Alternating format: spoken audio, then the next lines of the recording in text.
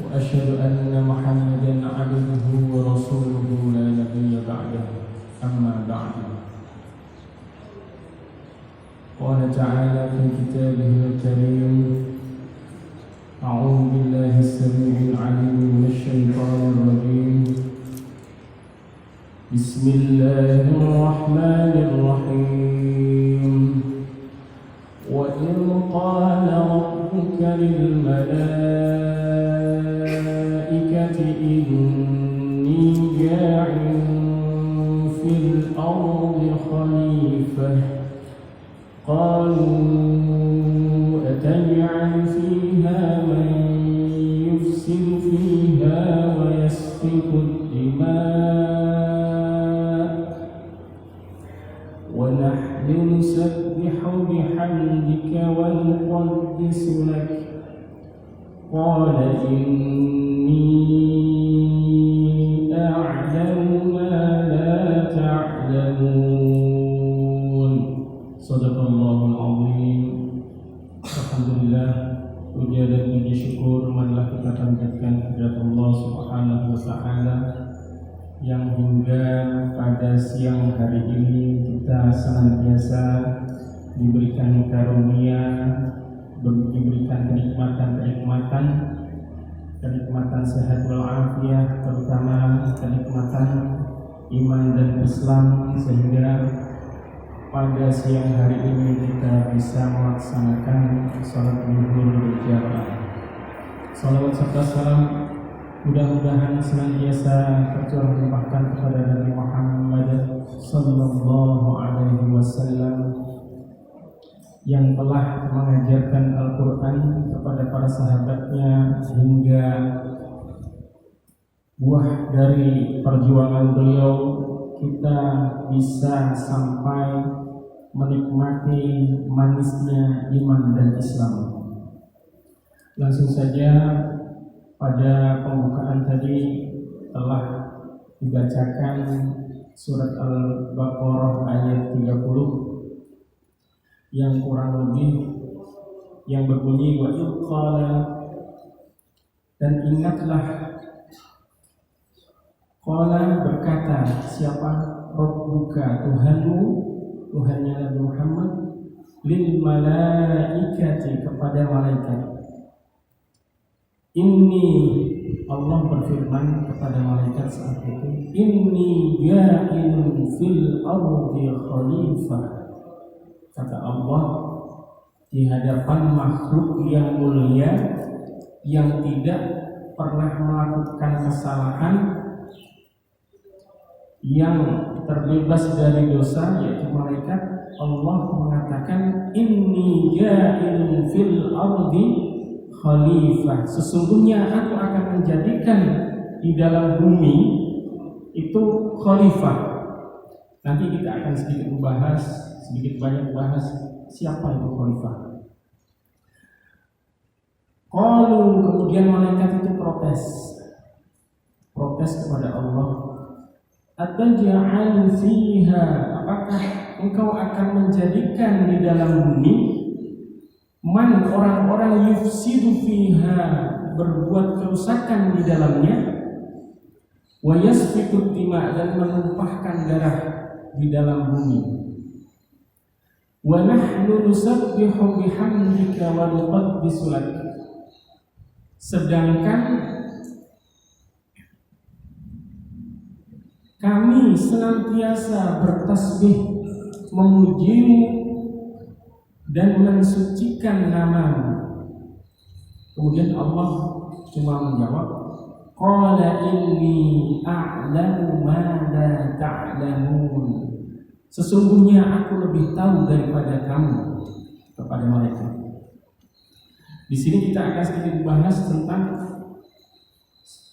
mereview sedikit tentang beberapa ayat sebelumnya yang membahas dua ayat sebelumnya. Pertama, kaifa takfuruna billahi wa kuntum amwatan fa ahyaakum tsumma yumitukum tsumma yuhyikum tsumma ilaihi turja'un. Di sini dua ayat sebelumnya atau Al-Baqarah ayat 28 membahas pola kehidupan manusia. Siapapun manusia itu pasti mengalami proses dua kematian dan juga dua kehidupan. Kematian pertama yakni sebelum adanya kita itu sudah ada manusia yang ada, ataupun sekalipun manusia yang lalu sudah ada, sebelumnya pasti dia bakalan mengalami masa kematian, yakni tidak dari hal yang tidak ada. Kita misalnya saat ini berumur misalkan 30, 40 tahun yang lalu, siapakah kita? Kita tidak menjadi siapa-siapa dan tidak jadi apa-apa. Hal tersebut dijelaskan dalam surat Al-Insan, hal ata 'alal insani hinun minad dahri lam yakun syai'an madhkura. Bukankah telah datang masa pada manusia itu di mana manusia tersebut menjadi sesuatu yang tidak dapat disebut. Kalau sudah menjadi air mani misalkan, itu sudah bisa disebut. Namun ketika sebelum menjadi air mani, jadi apa kita? Itu semua manusia mengalami hal seperti itu, kematian. Kemudian Allah memberikan kehidupan, fa'ahya'kum.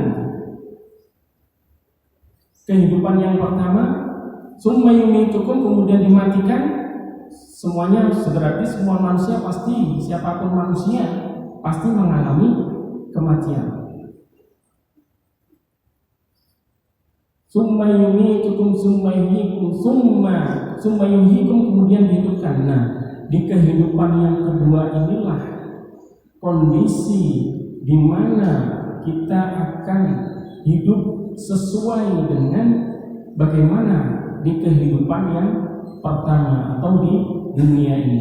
Bagaimanakah kita mengisi kehidupan pertama, begitulah kita kondisinya untuk di kehidupan kedua. Ketika menetapi sebagai fitrahnya, sebagai makhluk Allah, hamba Allah, manusia, ya ayyuhan nasu u'budu, wahai manusia, wa'budu, sembahlah rabbakumul ladzi khalaqakum. Itu pada ayat sebelumnya lagi. Kemudian walladzi khalaqalakum ma fil ardi jami'a, dan ternyata Allah memberikan fasilitas kepada setiap manusia, siapapun manusia, yaitu bumi, langit. Walladzi khalaqalakum ma fil ardi, apapun yang ada di bumi itu adalah anugerah dari Allah Subhanahu wa taala. Dalam tanda kutip, tentunya ketika bekerja mendapatkan penghasilan. Kita tanpa mendapatkan potensi dari Allah Subhanahu wa taala berupa pendengaran, penglihatan, mempunyai kaki, tangan, mata dan lain sebagainya, itu adalah karunia dari Allah Subhanahu wa taala. Kemudian Allah menyambungkan dengan yang namanya khalifah, kembali pada manusia pertama yang diciptakan oleh Allah Subhanahu wa taala ketika di bumi.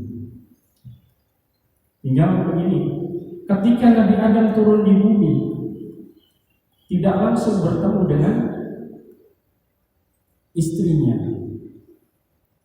Yang dilakukan pertama saat itu apa? Tentunya bagaimana,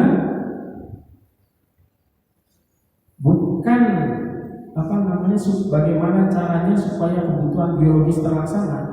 Itu kebutuhan perintah Allah yang kesekian. Tapi perintah pertama adalah bagaimana Hawa sebagai istri Nabi Adam bisa melaksanakan perintah dari Allah Subhanahu wa ta'ala.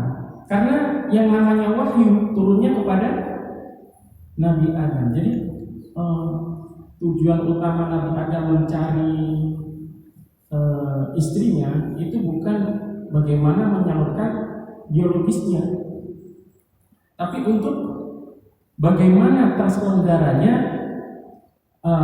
terlaksananya Nabi Adam sebagai khalifah di bumi Allah. Saat itu Nabi Adam adalah khalifahnya dan rakyatnya adalah istrinya, meskipun berdua saat itu telah Nabi Adam telah memenuhi sebagai wakil Allah, mewakili Allah untuk melaksanakan perintah Allah. Di sini ada beberapa makna khalifah yang berarti kata khalifah digunakan oleh Al-Quran untuk siapa yang diberi kekuasaan mengelola wilayah baik luas maupun terbatas. Saat itu Nabi Adam diberikan kekuasaan oleh Allah untuk mengelola secara keseluruhan bumi Allah Subhanahu wa ta'ala, karena emang manusianya baru dua. Kemudian turun-temurun kepada Nabi Nuh. Nabi Nuh mulai saat itu mulai ada pembangkangan dari manusia yang mulai menyembah kepada berhala, kemudian dimusnahkan. Namun sebelum dimusnahkan, Nabi Nuh telah mengajak, qala rabbi inni da'awtu qaumi lailan wa nahara. Wahai Tuhanku, aku telah mengajak kaumku. Qala rabbi inni da'awtu qaumi lailan wa nahara, siang dan malam. Falam yazidhum, dan tidak bertambah doai ajakanku untuk menyembahmu illa firara. Wa inni kullama da'awtuhum, dan ketika aku mengajak mereka litaghfira lahum, untuk memintakan ampun mereka, ja'alu asabi'ahum, jadi mereka menjadikan jarinya di telinganya. Jadi ketika saat itu Nabi Nuh ngajak selama 950 tahun, yang menjadi pengikutnya cuma 80 orang. Itu berarti kalau matematikanya 100 tahun sekitar 10 orang. Kalau 10 tahun berarti yang diajak cuma 1 orang. Itu 950 tahun Nabi Nuh berdakwah, menghasilkan 80 orang, sisanya dimusnahkan. Dalam doanya Nabi Nuh ini enggak mungkin ini orang kayak gini nanti bakalan melahirkan generasi yang bakalan membangkang kepadamu. Akhirnya dimusnahkan sama Allah di banjir. Yang saat itu selesai banjir, yang hidup di muka bumi itu hanya Nabi Nuh dan orang-orang pengikutnya yang ada di kapal. Itu berarti bisa dibayangkan bahwa saat itu Nabi Nuh adalah khalifah yang menguasai bumi untuk melaksanakan perintah Allah di bumi Allah saat itu. Kemudian turun pada masa selanjutnya di dalam Al-Quran surat Ya Dawud inna ja'al, surat Shad, Ya Dawud, wahai Dawud, inna ja'alnaka khalifatan fil ardi, sesungguhnya ja'alna, kami menjadikan engkau sebagai khalifah di dalam bumi Allah. Fahkum bainan nasi bil haqqi, maka berhukumlah pada manusia itu dengan kebenaran, yakni kepada apa-apa yang diturunkan oleh Allah saat itu. Jadi yang sesuai dengan, bukan wala tattabil hawa, jangan mengikuti hawa nafsu atau dari diri. Berarti saat itu Nabi Daud telah menetapi diri sebagai mewakili Allah untuk menyelenggarakan kedamaian di muka bumi, hingga Nabi Daud melahirkan generasi Nabi Sulaiman yang sampai bahkan angin pun tunduk kepada Nabi Sulaiman. Kemudian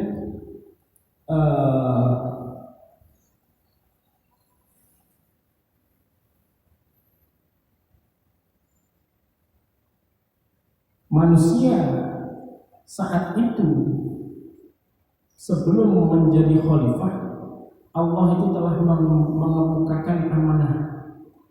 Inna aradna al-amanata 'ala as-samawati wal ardi wal jibali fa abaina an yahmilnaha. Jadi saat itu Allah mengumumkan kepada seluruh makhluknya, siapa nih yang bisa memikul amanah untuk mewakili Allah di muka bumi. Ternyata bumi tidak bisa siapa? Langit tidak bisa, gunung dan bahkan gunung tidak bisa. Fa'abaina an yahmilnaha, maka fa'abaina an yahmilnaha, mereka khawatir tidak akan bisa melaksanakannya karena berat. Wa hamalahal insan, lalu dipikullah amanat itu oleh manusia. Innahu kana zaluman jahula, sesungguhnya manusia itu amat zalim dan amat sangat bodoh. Nah di sini karena yang bisa melaksanakan atau mengelola manusia ini adalah makhluk ciptaan Allah yang berbeda dengan makhluk yang lain. Kalau makhluk yang lain ketika telah hidup di dunia tidak ada kehidupan yang kedua. Berbeda dengan manusia. Kaifa takfuruna billahi wa kuntum amwatan fa ahyaakum. Manusia dulu pernah diminta kesaksian oleh Allah, wa in akhadha rabbuka min bani adama min zuhurihim dzurriyyatahum wa asyhadahum ala anfusihim alastu bi rabbikum, apakah aku itu Rabbmu? Kata Allah kayak gitu. Qalu bala, manusia menjawab, betul engkau adalah Rabb kami. Sehingga ketika di manusia lahir, dia secara tidak langsung mengakui bahwa Allah lah yang menciptakan, Allah lah yang berhak untuk dijadikan Tuhan di dunia ini. Demikian kajian pada siang hari ini. Mudah-mudahan kita bisa menjadi manusia yang menetapi fitrahnya, yakni wa ma khalaqtul jinna wal insa illa liya'budun. Bagaimana kita bisa melaksanakan tugas mulia, yakni mengabdi hanya kepada Allah Subhanahu wa taala dan meniadakan yang lain dalam hal pengabdian. Mungkin sekian dari saya. Mari kita tutup dengan bacaan doa kafaratul majelis. Subhanakallahumma wa bihamdika asyhadu an la ilaha illa anta astaghfiruka wa atubu ilaik.